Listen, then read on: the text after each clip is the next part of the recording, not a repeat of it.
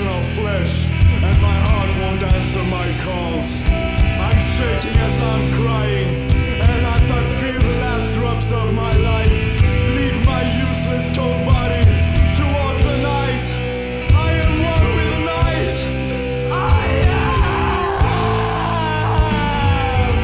妻子 Life sucks, and then you die. Konnichiwa. That's Asian. Bet you didn't expect that. What is up, YouTube? It is, in fact, episode 90 of Why the Fleens Month. And this week we are going to be covering Nagelfar from Germany, one of the greatest German black metal bands. German black metal's kind of weird. You have the initiators of the scene, Absurd, who had a very oi punk, rock against communism, a lot of Nazi stuff, a lot of groovy riffs, a lot of shout along choruses. That was the first big German black metal band. They were actually in contact with the Norwegian guys, but then they went to jail because they killed somebody. You know, as you do. It's black metal. Then you got stuff like Thanor and Moonblood that are sort of following in the footsteps of that very punky stuff. But then you have another side of the scene that came up independently of all that stuff and were more into the esoteric. They're highly influenced by early enslaved more than Darkthrone or such.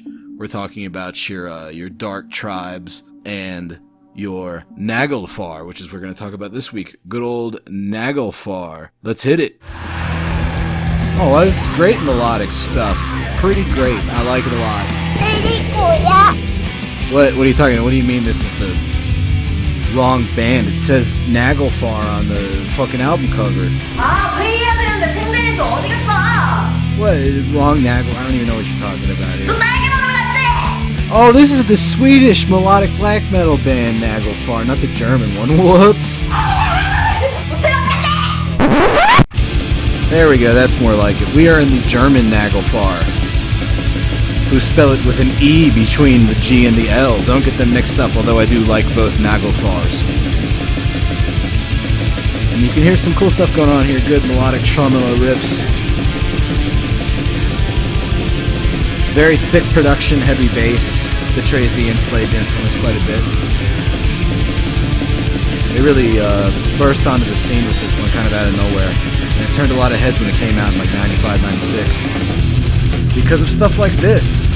Incorporation of death and thrash metal elements, but still in a very black metal way. With some interesting keyboard usage.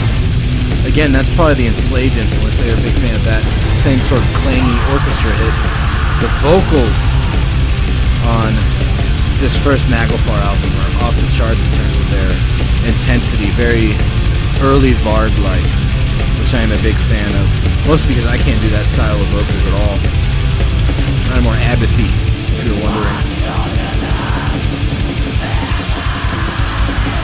But they're not just your garden variety black metal band. Even later on in that song, which is the third track off of the first album, they get pretty strange. Standard tremolo heavy stuff right now. Very melodic, of course. I mean, they're black metal. It's supposed to be like that. Then you get into these weird keyboard segues. They almost sound like summoning their Austrian neighbor to the south when they do stuff like this. Very progressive and strange. Good atmosphere to it. If you don't know what Nagelfar is, it's a concept in Germanic mythology, essentially. Sort of like a parable about personal hygiene, wherein the fingernails and hair that are carelessly discarded after somebody dies, or even like while you're still alive, they all are collected in hell, which is originally a Germanic word that was later adopted to describe what was formerly called Gehenna by the desert religions such. But all the carelessly discarded hair and nails and keratin in the world are crafted into a boat that is used by the unrighteous dead to sail the seas to the final battle waged against the good men and the gods by the forces of Surt and Loki. So, interesting name for a band. Interesting mythological concept showing the primacy of spiritual hygiene as well as physical hygiene in ancient Germanic mythology. Probably why you have a Swedish band, Nagelfar, without the E, and then a German band, Nagelfar, with the E, taking it. Pretty cool stuff. Fun little aside there. But yes, they were very progressive and strange even for their time. And it only got weirder on their second album, which was called Srontgorth. The first album, of course, was called Dolmen in Autumn, or incomprehensible German word title, if you're looking at what it says on the album. The enslaved influences hit you very early on. There's a lot of progressive rock to it. And in fact, a lot of it reminds me of that third enslaved album, Eld, as well as the first very epic track off of that initial enslaved EP that was later put out as a split with Emperor. So you have all these different layers being brought in with this minimalist sort of tribal drumming, but it builds in complexity. The synths are also even more heavily present on this album than they were on the first one. And they use these kind of like analog synth tones, maybe just because they're German, so they got that Kraftwerk in their blood. But whatever reason, that's the synth sound they chose to use instead of the standard symphonic black metal keys, and I think it works very well for their music, makes it very unique.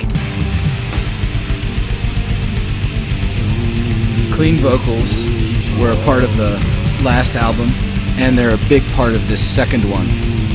This album's sort of a concept about the seasons. That first album was called Dolmen in Autumn, this one's Srontgorth. It has each track is a different season building up to essentially a world-ending apocalypse in the fifth track, because there is no fifth season.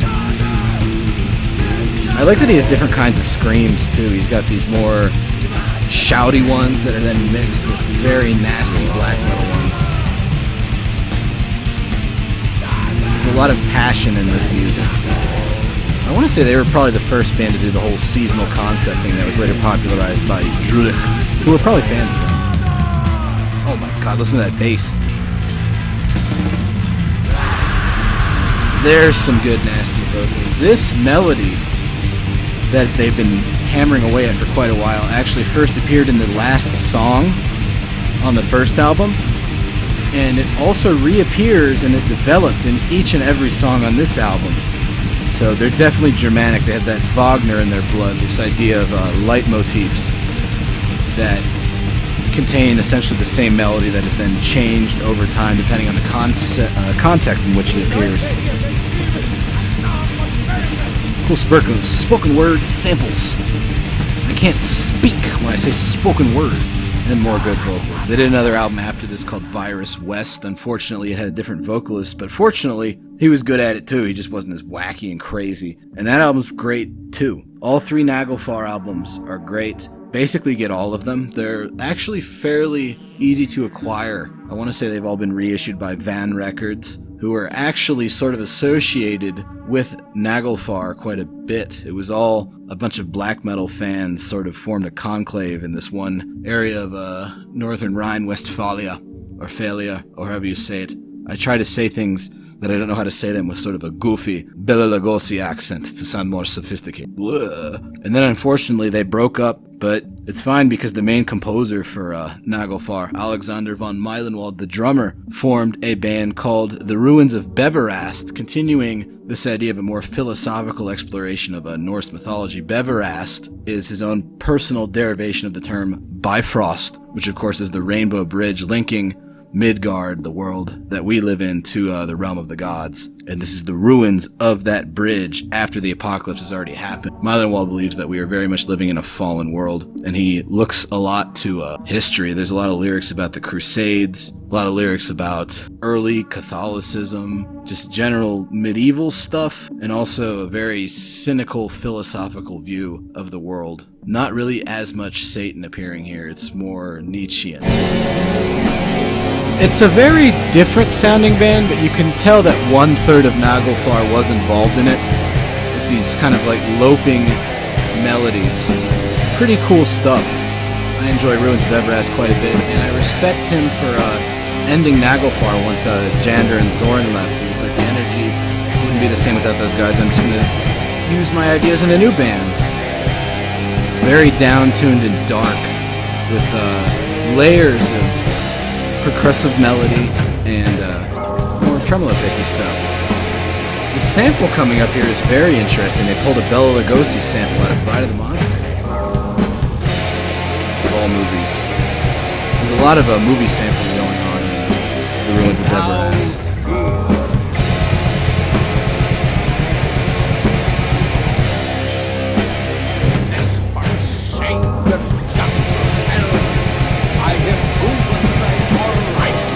Pull the streak!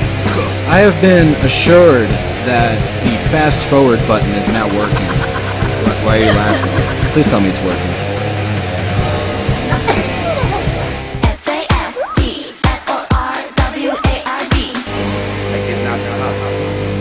Oh, it actually is working. Look at that. Nice little spooky Vincent Price sample there, too.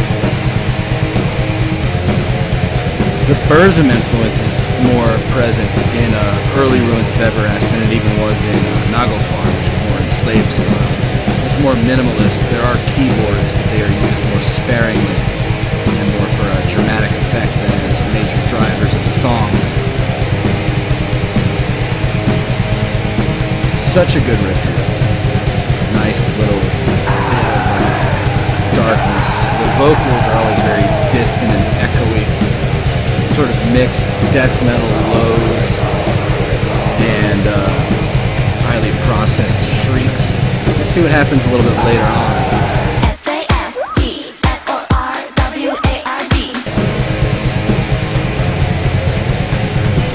And that's the other thing Ruins of Beverast brings, really good mixture of groove in those tremolo parts.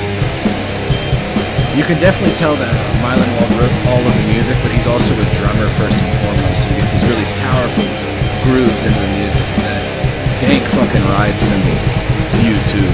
So that's what the first couple Ruins of Beverast albums sounded like. I think after that he wanted to move even farther away from the black metal of Nagelfar, and we got something even more down-tuned and dark and downright doomy like this. You can't go wrong with slow double bass, drony riffs, and weird Catholic-sounding choral vocals. That's why I like Yatushka so much, except that's Orthodox instead of Catholic, whatever. Like, actually try to get someone to explain the theological differences between those two to you. It's an absolute mess. I wish they, can't we all just get along?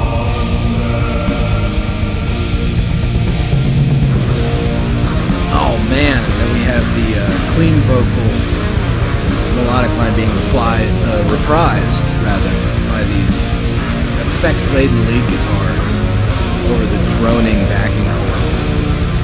Absolutely magnificent stuff.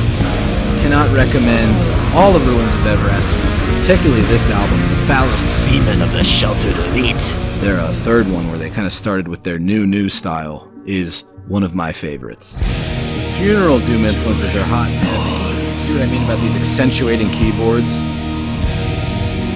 That organ actually reminds me quite a bit of Skepticism, the old Finnish band, which I'm sure one of Alexander von Madenwald's favorite bands. But he's also covered everybody from Tiamat to Depeche Mode on the singles, so he has a wide depth and breadth to what he listens to. And it comes through in the diversity of this music.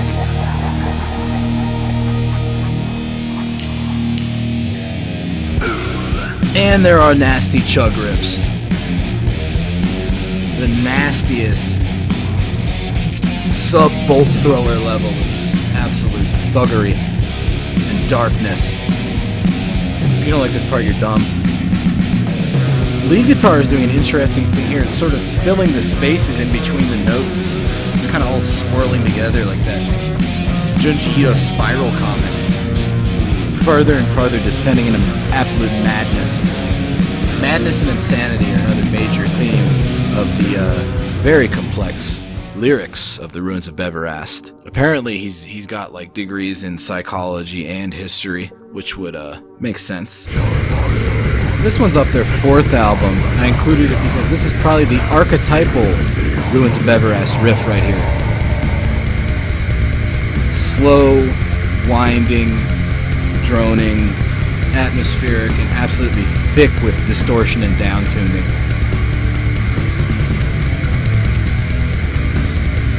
Occasionally there's a bit of a Middle Eastern quality to the music, which makes sense given that there's a hefty amount of Crusades concepts going on with them. So Ruins of Beverast, just in general, probably one of the best black metal bands active today. Their latest album, Exuvia, went even farther into like more ambient realms than they've ever gone before. It utilized even heavier sampling from movies and stock films of different tribal societies around the world. Most of the albums are concept albums, but the concept will be like a whole mishmash of mythology and degenerative psychology, people's minds sort of melding. There's a lot of general Nietzscheanism going on. And with that, I think we can hopefully close the door on both Nagelfar and the Ruins of Beverast, and I will see you around.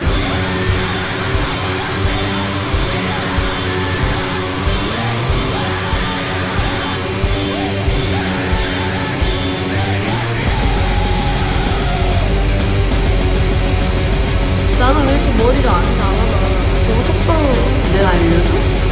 난 진짜 알잖아.